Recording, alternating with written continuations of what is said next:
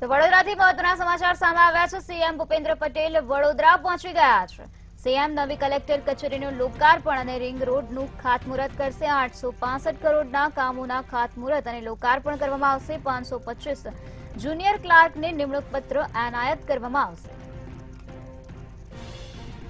આજે ગુજરાતના મુખ્યમંત્રી ભૂપેન્દ્ર પટેલ વડોદરા પહોંચી ગયા છે, જેમાં મુખ્યમંત્રી ભૂપેન્દ્ર પટેલ નવી કલેક્ટર કચેરીનું આજે લોકાર્પણ કરશે। આ સાથે રિંગ રોડનું પણ ખાતમુહૂર્ત મુખ્યમંત્રી ભૂપેન્દ્ર પટેલ કરવાના છે। ત્યારે 865 કરોડ કામોનું ખાતમુહૂર્ત અને લોકાર્પણ કરવામાં આવશે। આ સાથે 525 જુનિયર ક્લાર્કને નિમણૂક પત્રો પણ સીએમ ભૂપેન્દ્ર પટેલ દ્વારા એનાયત કરવામાં આવશે।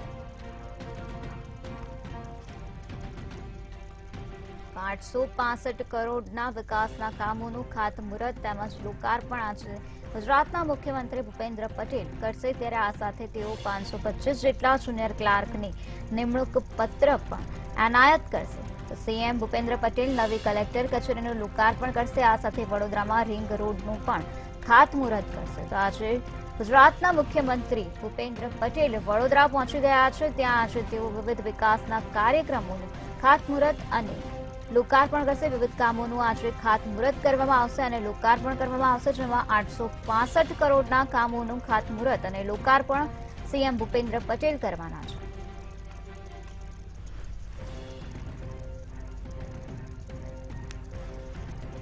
વડોદરાના સીએમ ભૂપેન્દ્ર પટેલ વડોદરામાં આજે મુખ્યમંત્રી ભૂપેન્દ્ર પટેલ પહોંચી ગયા છે અને આજે વિવિધ વિકાસના કામોનું લોકાર્પણ અને ખાતમુહૂર્ત કરશે। 525 જુનિયર ક્લાર્કની નિમણૂક પત્ર સીએમ ભૂપેન્દ્ર પટેલ દ્વારા એનાયત કરવામાં આવશે। આ સાથે 865 કરોડના કામોનું ખાતમુહૂર્ત અને લોકાર્પણ કરવામાં આવશે।